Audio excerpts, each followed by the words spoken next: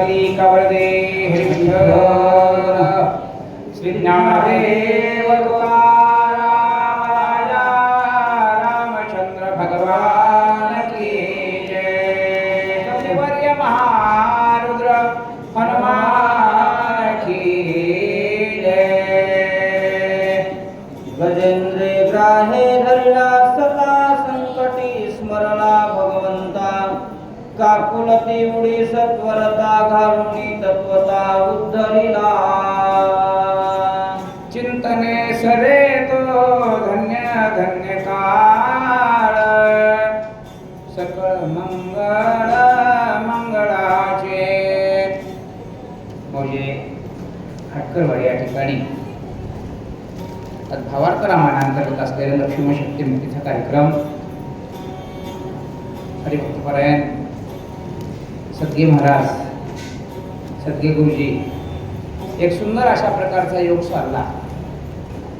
अधिक मास म्हणून याला पुरुषोत्तम मास आपल्या भाषेत धोंड्याचा महिना आणि अशा या सुंदर अशा या मुहूर्तावरती त्या लक्ष्मण शक्तीचा कार्यक्रम त्यांच्याकडून आयोजित करण्यात आला.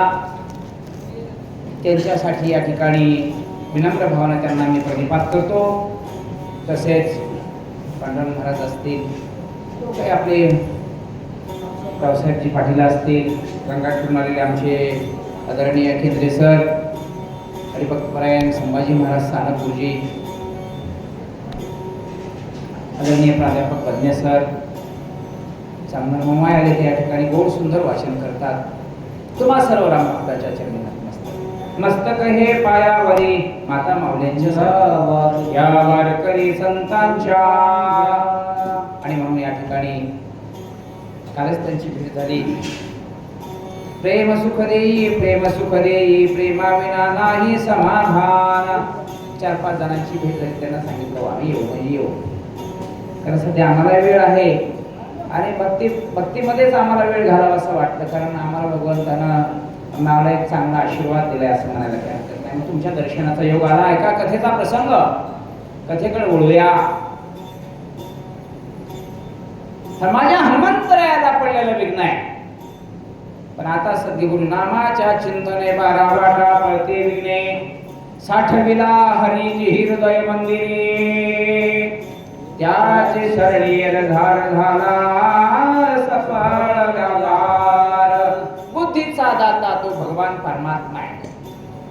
संकटावरती मात करण्याचं काम ज्यानं देवाचं नाम घेतलं त्याला देव सोडवल्याशिवाय राहत नाही. ग्रंथकर्ते त्या ठिकाणी सिद्धांत देऊन दृष्टांत देऊन सिद्ध करतात. गजेंद्र असणारा गजेंद्राचं नखराचं युद्ध झालं पाण्यामध्ये. युद्ध झाल्याच्या नंतर सगळे पत्नी मुलं जंगलात पळून गेले, पण गजेंद्र आणि नक्र त्या पाण्यामध्ये युद्ध करत असताना रक्त येत होतं. पण गजेंद्रानं माझ्या भगवंताचा धावा केल्याबरोबर भगवान धावून आले आणि त्या गजेंद्राला सोडवलं. म्हणून संकटकाळी देव भक्ताला सोडवल्याशिवाय राहत नाही.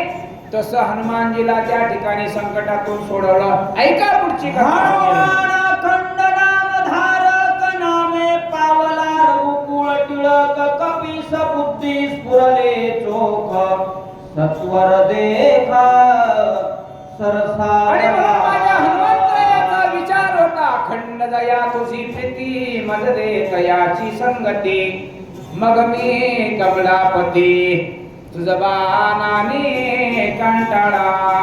आणि म्हणून माझ्या हनुमंतरायानं रात्रंदिवस या भगवंताचं नाम दिन रजनी हाची धंदा गोविंदाचे पवाळे. आणि मग त्या देवाचं नामस्मरण करणाऱ्या भक्ताला देव संकटात का पडू येतो. नामस्मरण केलं त्या भगवंताचं नामस्मरण केल्याबरोबर संकटातून सोडून बुद्धीला चालना दिली, पुढच्या कार्याला लावलं. चिंता मी भ्रांत का झालो आता सगळा पर्वतसी तत्वता देऊ सर्वता उचलणे.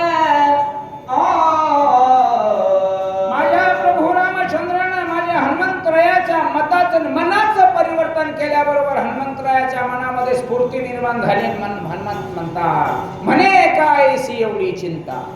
आता कशाची चिंता आहे. कारण भगवान परमात्मा आता पाठीमागे येईन पुढे उभा आहे. आणि ज्या दिवशी देव उभा मागे पुढे उभे कोणे संकट, देव भक्ताचं संकट सोडल्याशिवाय राहत नाही. हनुमंतरायाच्या अंगामध्ये वीरशरणी संचारली. काय वलीच काय गुरुजी, पर्वतच घेऊन माझ्या स्वामीच्या कार्यासाठी मी जाणार. सरसावले हनुमानजी पुढे.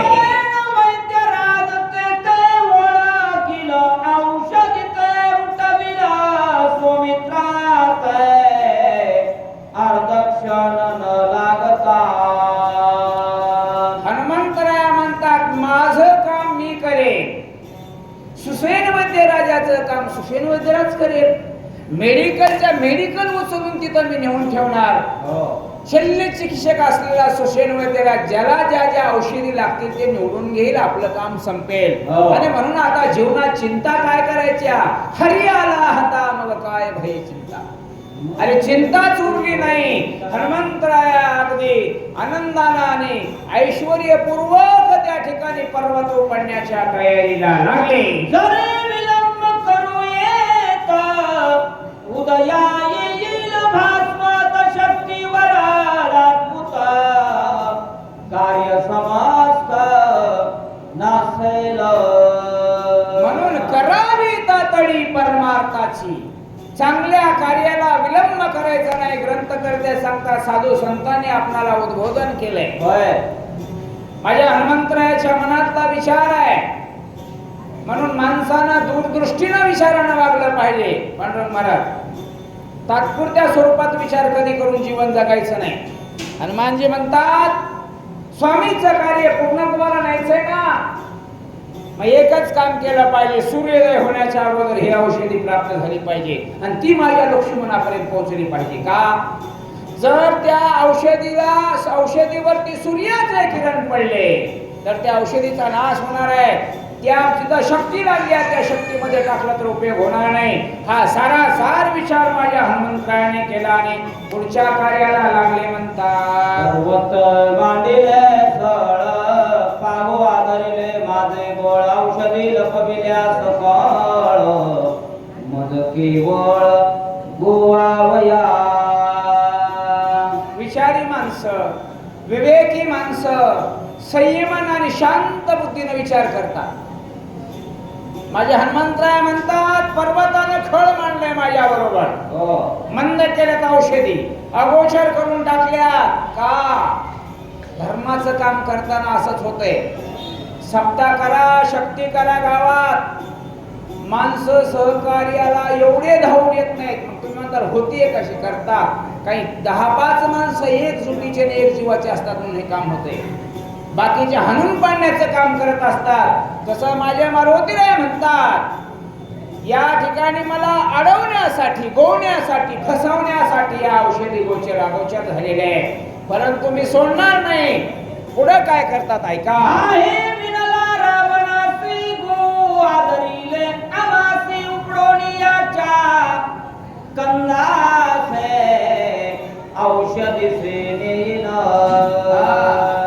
मला हनुमान म्हणतात.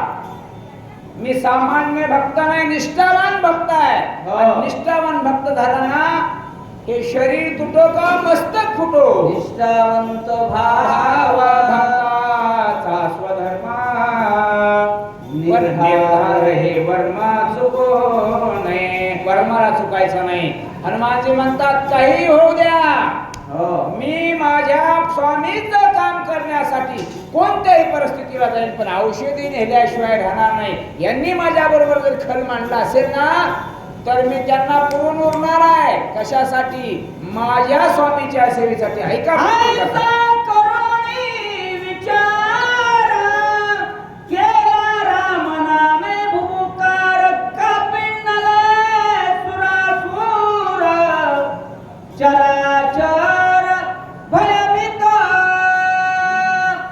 ताकद लागते. असं बलवान आणि वीरश्रेणी अंगात शिंचरली ना.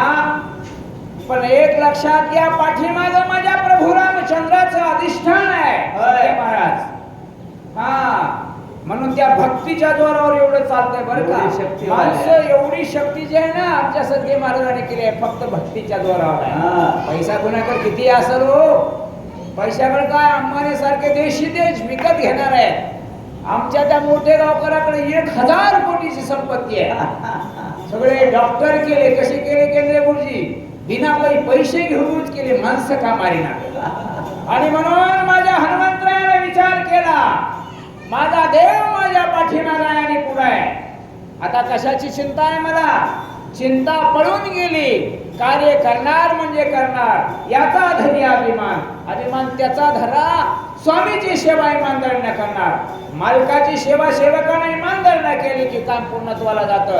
हनुमंतरायामध्ये अंगश्री श्रेणी संचारली आणि निघाले पर्वत उचलण्यासाठी.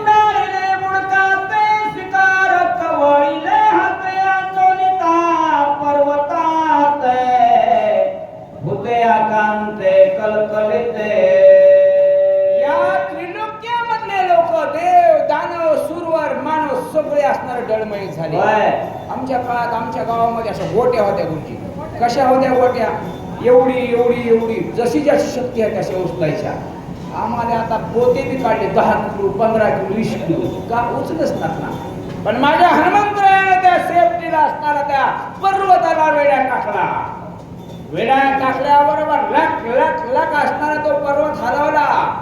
कोण भीतय? भूत सुद्धा त्या ठिकाणी घाबरू लागले. माणसं भागावरती त्याच्यात नवल काय? ही भक्तीची ताकद माझ्या हनुमंतरायाने दाखवून दिली आहे. रामस्मरण वेगी उपडिता द्रोणदनानिले त्रिभुवन शेषफण तडकला. ऐश्वर्य काय शक्ती असल हनुमंतरायाने. पण एक लक्षात घ्या, वारंवार माझे नाथ महाराज गावबा महाराज सांगतात, ज्या ज्या वेळेस माझे हनुमंतराया कार्याला लागले तेव्हा रामनामाचा भोकारूनच कार्याला लागले. हलवल्याबरोबर माझ्या शेषाचा पण शेष नारायण विचार करतात, आतापर्यंत मला या सृष्टीचं ओझं कसलंच लागणं, आता काय लागते? काय झालं असेल? शेषपणा धनाला गेला म्हणतात.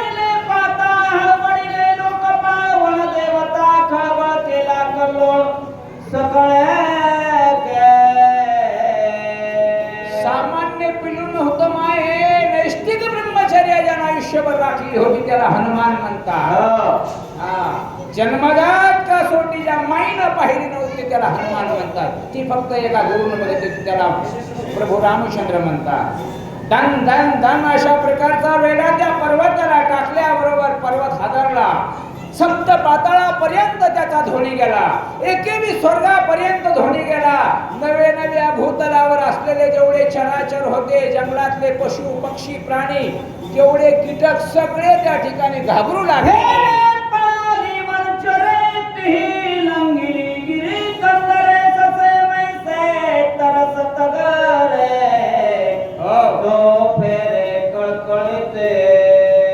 भीती फार आहे, मरणाची भीती तर अधिकच आहे.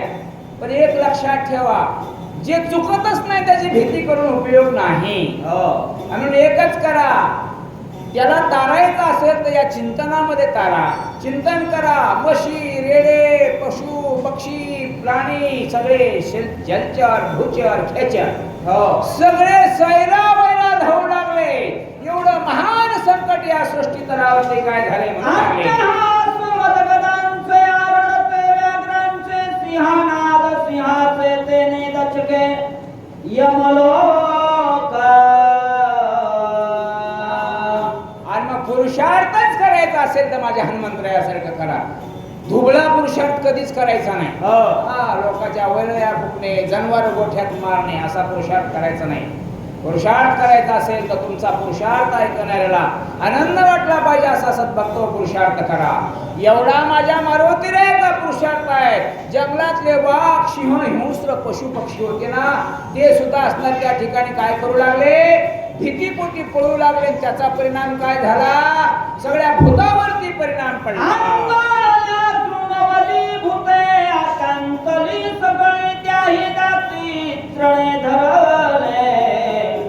शरण आले कपेसे. निष्ठावान भक्ताला शरण यावंच लागतं. बरोबर यावं लागतं. का? कारण त्याची ताकदच तशी असते महाराज. त्या सगळ्या भूतावळी होत्या, हिंस्र पशु पक्षी त्यांनी सांगितलं आता आपलं जीवन त्या ठिकाणी राहणार नाही, आपणाला त्या संपवावं लागणार. माझ्या मारुतीला पुढे आले, दातात तृण धरलं म्हणजे शरणागती पत्करली आणि माफी मागू लागले माझ्या हनुमंतरायाची. ऐका दिशा लंबिल्या पक्षी पुळी सर्प निघाले पाताळी दिगदा बैसरी टाळे दात खेळे कृतांता. याला कर्तृत्व सिद्ध करणारा व्यक्ती म्हणावं माझ्या मारुतीरायाला. दिशा लंगेल्या, सगळ्या 10 दिशाला पशु पक्षी पळू लागले. नवे नवे जेवढे जेवढे या जगातले, आता मला सांगा हे जे यम होता, यम ज्याचं नाव काढल्याबरोबर तुम्हा आम्हाला भीती होते, तो सुद्धा माझ्या मारुतीराया पुढे शरणागती पत्करू लागला. एवढं महान कार्य त्या ठिकाणी हनुमंतराया करू लागले. 10 योजने विस्तार 5 योजने उंची थोरायसा पर्वत सविस्तर कपिंद्रे सत्वर 10 योजने 10 चौक 40 कोस 5 योजन उंची एवढा पर्वत आहे. काम करायला लागलं ना, काम करत असताना कामामध्ये जर राम नाम घेतलं तर त्याचा श्रम कधी वाटत नाही. आणि म्हणून एवढा बलाढ्य विस्तीर्ण असलेला पर्वत माझ्या मारुतीरायाने भक्तीच्या ताकदीवरती तो पर्वत एवढा लखलख हलवला आणि उपटला आणि निघाले स्वामीच्या कार्यासाठी पुढे. पर्वत उपडिला दुई बाही गगना उसळला लवला है श्रम आहे अनुमात्र. कसली चिंता नाही, कसलाच थकवा नाही, कसली जाणीव नाही, अनुमात्र सुद्धा जाणीव नाही. एवढा मोठा विस्तीर्ण असा पर्वत ग्रंथकर्त्यांनी आताच वर्णन केलं. पण राम नामस्मरण केलं, पर्वत उचलला दोन्ही हाताने लखलख हलवून आणि भुभुकार केला आणि निघाले हनुमानजी स्वामीच्या कार्यासाठी पुढे. छत्राक झेली बाळक गड सुंदा दंड कमळ देख तैसा चालिला कपिनायक गिरी आलोलिक उपडोने. काही भक्तांनी प्रश्न केला असावा माझ्या गावा काकांना, त्या ठिकाणी नाथ महाराजांना,